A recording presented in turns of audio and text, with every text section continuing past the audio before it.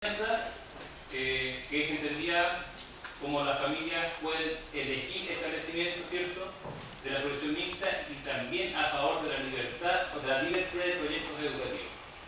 Esta frase la vamos a ir retomando en el transcurso de la clase y vamos a cerrar la clase precisamente retomando esa frase, ¿ya? Y subrayo los conceptos de libertad de enseñanza y el hecho de que esa libertad básicamente está asociado a que las familias puedan elegir establecimientos.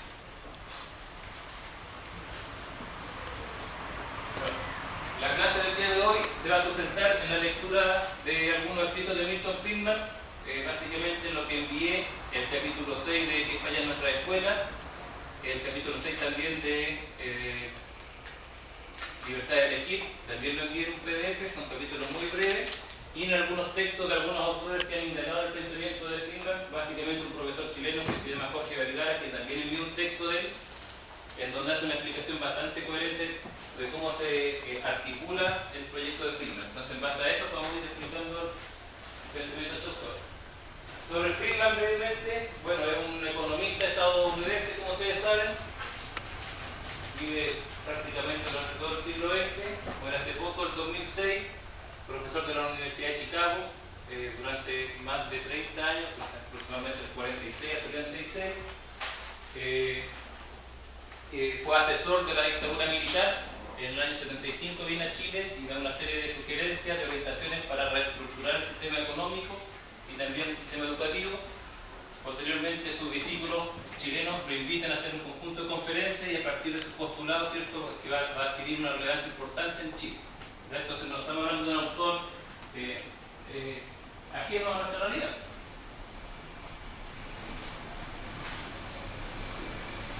El objetivo de hoy, vamos a abordar tres elementos centrales. Uno, vamos a comprender los rasgos fundamentales de la concepción económica del proceso educativo que va a plantear Friedman.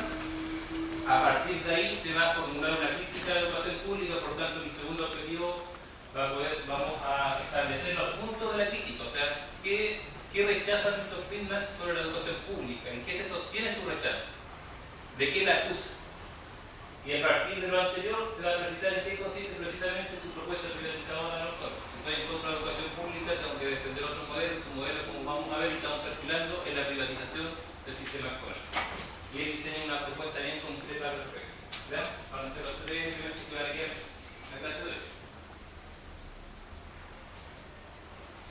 Ya, planteamiento general. Antes de adentrarnos un poco en lo que plantea el autor, vamos a retomar algunos elementos centrales de la clase pasada porque también van a estar orientando la clase de hoy.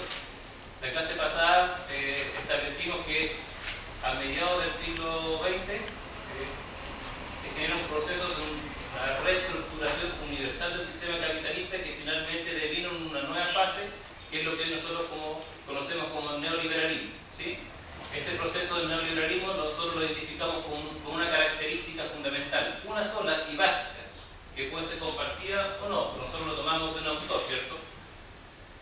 Esa característica fundamental dice relación con que el capitalismo neoliberal, a diferencia de otras fases del capitalismo, el neoliberalismo lo que hace es volcarse al interior de la sociedad y comienza a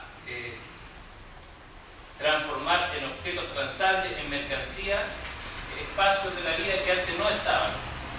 Y eso explicaría, ¿cierto?, que la educación, que antes no era una mercancía, ahora sí es mercancía, que la salud, que antes no era mercancía, ahora es mercancía, etc. ¿Sí? Todos los derechos sociales, que bajo otra lógica del desarrollo del capitalismo eran precisamente derechos sociales y no estaban en la red de la lógica del capital, lo que hace el neoliberalismo es mercantilizar. ¿Sí? Esa es la característica fundamental que nosotros decíamos que era un proceso universal creciente. Y junto a eso, una lógica de la racionalidad instrumental, es decir, cómo se buscan ciertos medios para alcanzar determinados fines que están definidos precisamente por la lógica mercantil y capitalista. ¿Ya? Es un proceso general. Lo que se va a plantear en el curso es que precisamente los planteamientos de Friedman no los podemos entender de manera aislada. Los planteamientos de Friedman forman parte coherente con este proceso histórico universal que está en curso. Es coherente. No sé si me logro explicar. ¿Ya? No es que sea un autor que nace de la nada y ahora lo retomamos y lo estudiamos por su impacto en Chile. No, lo que estoy planteando es que estamos adentrándonos a la comprensión de un proceso histórico general, y en ese proceso histórico, que es el neoliberalismo, que mercantiliza la educación, ¿cierto?, es posible comprender a un determinado autor que es Milton Friedman. ¿Sí? Ya. Dicho eso, vamos a partir de lo que plantea el profesor Vergara, quien sostiene que la concepción, dice, la propuesta de Friedman sobre educación se derivan de un conjunto de enunciados deducidos de las concepciones generales de hombre y sociedad que expresan la voluntad de la construcción de una utopía mercantil. ¿Qué significa eso? Que Milton Friedman no es un teórico de la educación, no es un pedagogo. Nunca fue su propósito elaborar un tratado de educación, como uno puede establecerlo, por ejemplo, con Freire y con otros autores, ¿cierto? Con Dewey, Reinet. No, acá estamos en otra lógica. Estamos en la lógica de un economista que en el marco de su proyecto, de su concepción de hombre, que en el marco de su concepción de sociedad mercantil, aborda de manera subsidiaria, de manera subalterna, un punto extra que es el tema de lo educativo. ¿Sí? Entonces, para entender lo educativo no podemos entrar bajo la lógica de como nosotros estudiamos otros educadores. ¿Sí? Su concepción del aprendizaje, su teoría psicológica, el tema curricular, la didáctica, nada de eso existe en Friedman. ¿Sí? Lo que hay en estricto rigor es una propuesta de cómo ordenar los sistemas educativos. Y esa propuesta dice relación o se deriva, dice el profesor Vergara, de manera lógica desde su concepción de ser humano y su concepción de sociedad. ¿Sí? Para alcanzar o para concretar su concepción de sociedad que él tiene en su mente y su imaginario, precisamente da orientaciones a la construcción de un sistema educativo que sea funcional a ese objetivo. Me parece que eso es importante porque no estamos en presencia, insisto, de un teórico de la educación, nunca fue su propósito, y eso explica hoy en día que incluso los neoliberales y los economistas, los ingenieros tienen mucha importancia e injerencia en las políticas educativas. A ellos no les interesa la concepción de la educación que nosotros defendemos, que es mucho más compleja, ¿cierto? Ellos lo ven de una manera muy instrumental. Y eso es lo que con eso estamos debatiendo. ¿Qué se deduce del planteamiento de Vergara? Que no podemos comenzar a explicar, ni a comprender, ni a criticar a Friedman si es que no antes, previamente, esquematizamos de manera bastante rápida cuál es su concepto de ser humano y cuál es su concepto de sociedad. Tenemos que despejar esa incógnita para poder entender su proyecto educativo.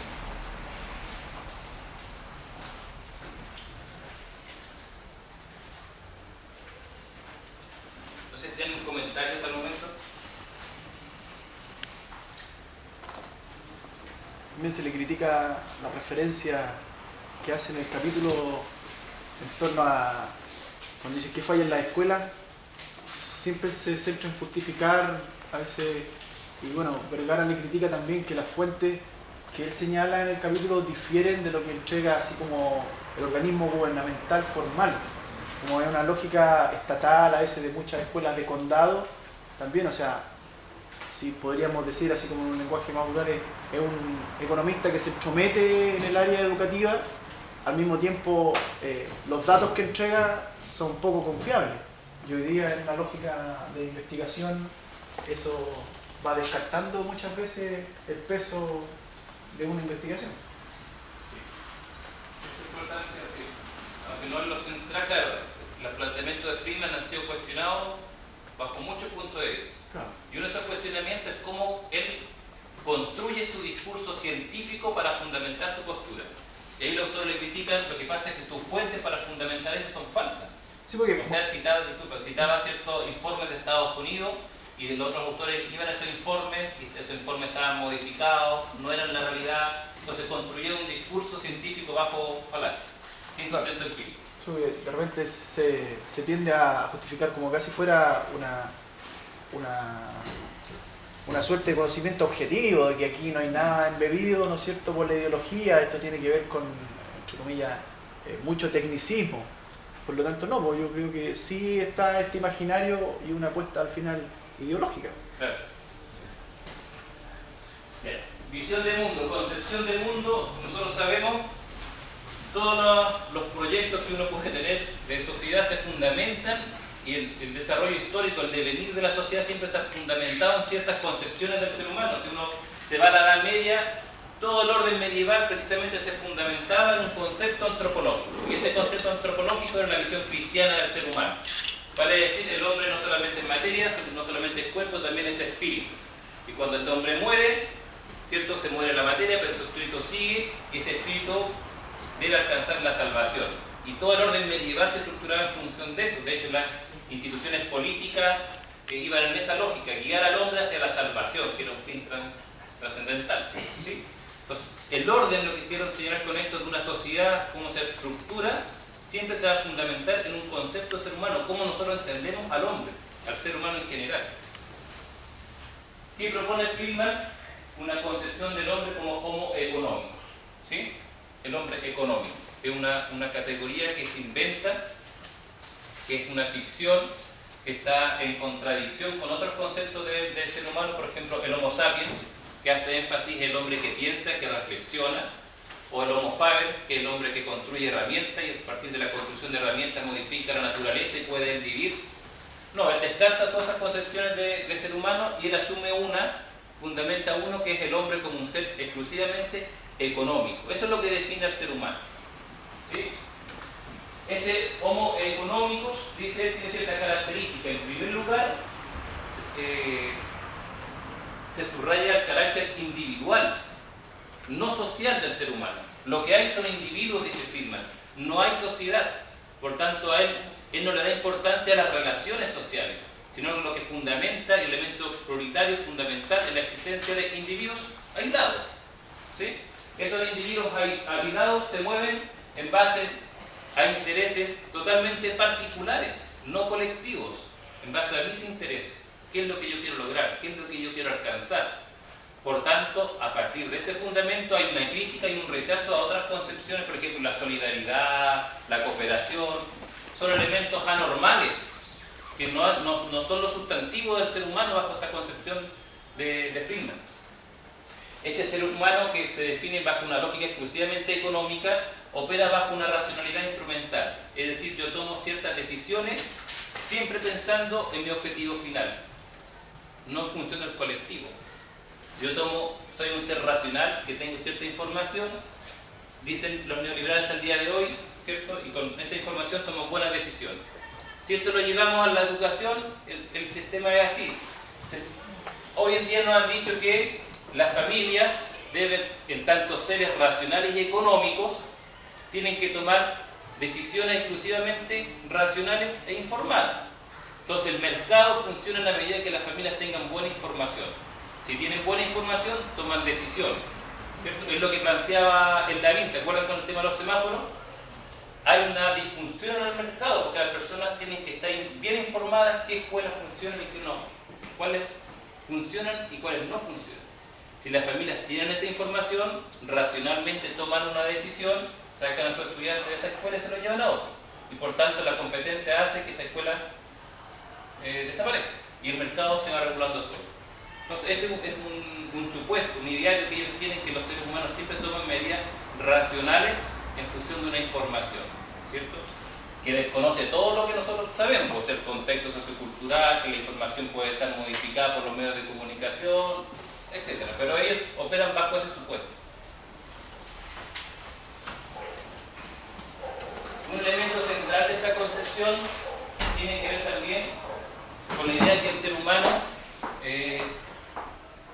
es definido como o portador de capital humano. ¿Sí? Si nosotros nos vamos a las tradiciones más clásicas, el hombre es el sujeto, se supone, y el capital puede ser un objeto. Acá no, el ser humano se puede valorizar.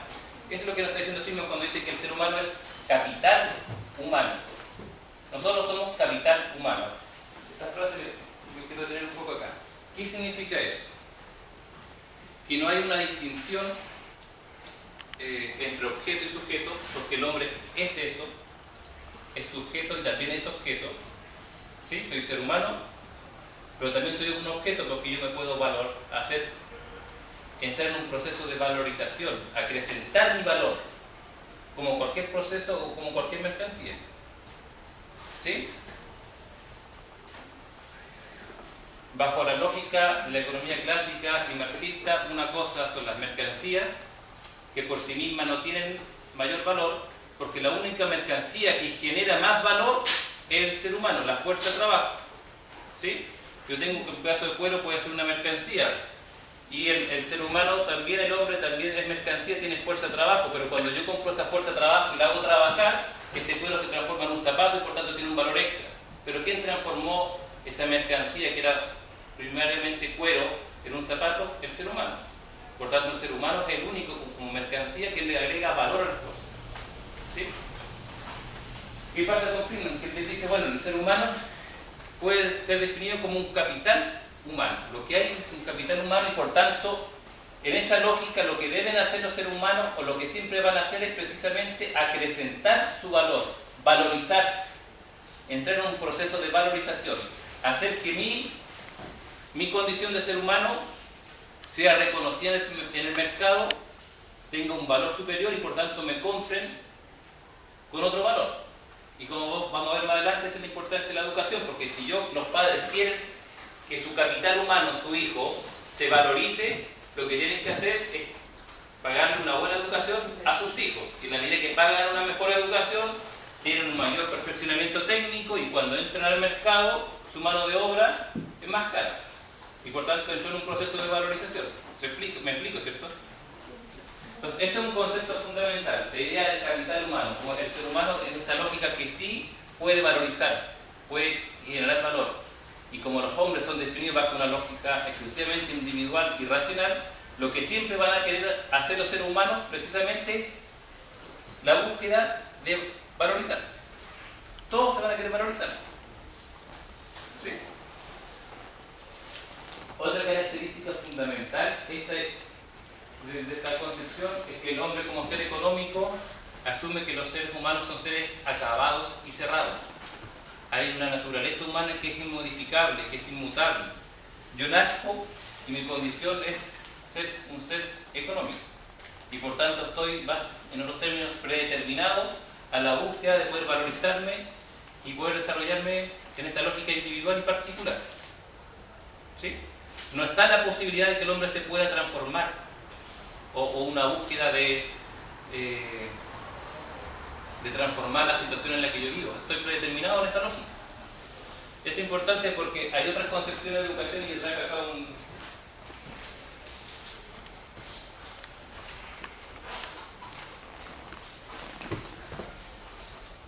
un párrafo de Paulo Freire donde están totalmente en oposición a esta idea. Acá tenemos un concepto de ser humano cerrado. El hombre está destinado a valorizarse.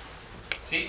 ¿Qué dice Paulo Freire? ¿Cómo fundamenta su concepción de educación? Paulo Freire dice: el problema radica en que pensar auténticamente es peligroso.